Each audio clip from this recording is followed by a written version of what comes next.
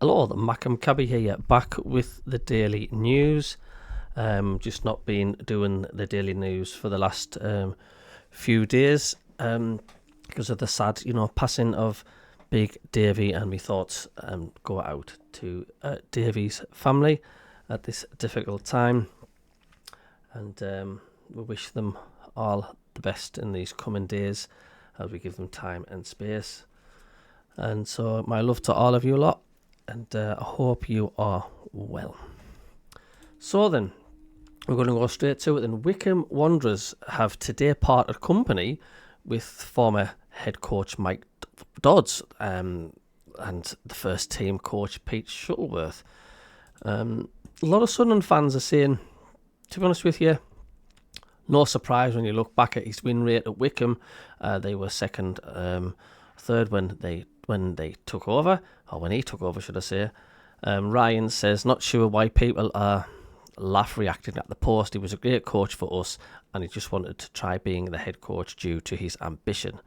Rohan says he's too soft. Created a players' holiday camp here, first name teams, and little discipline. Okay, coach though. Some people do say that as well. And also about Joe Bellingham, Borussia Dortmund appear to be growing increasingly frustrated with Bellingham, with a situation he was yet to prove worth the money they paid to sign him from Sunderland. According to Bild, who covered the situation today, and the growing frustration at Dortmund about the constant talk around the former Sunderland man. They say that Bellingham continues to be the dominant topic at Dortmund this week, despite the 4-4 draw madness against Juventus in the Champions League. The focus was on Bellingham as he was left on the bench for the second game running, leading to more questions about his €30.5 million move from Sunderland this summer. At the moment, the midfielder hasn't lived up to it, and that is an expensive worry.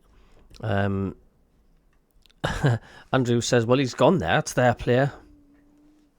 Not our worry. Sian says, thanks for the money. You lot crack on.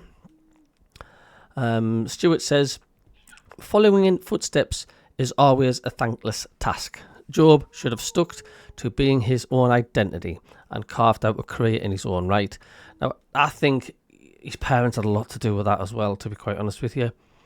Vince says, me personally, I think the lad is a project that needs to be brought on to a different level. Was a decent championship player, but who needs coaching and wasn't really at the level just to be pushed in and assumed good enough. Hope he does well in the long run.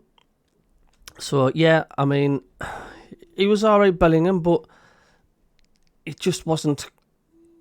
He was hot and cold, wasn't he? He was hot and cold. And also, a legal battle may be on the way after failed Sunderland move. Player accepted Black Cat's offer.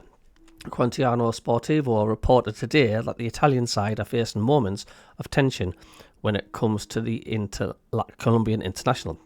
This isn't just because Lucemi requested a move to Sunderland and had agreed to join on a contract worth $3 million, but because he has not responded to Bologna's new contract offer. The Rossoblue have put forward €1.5 million net wages on a deal that runs until 2029, but have received no response.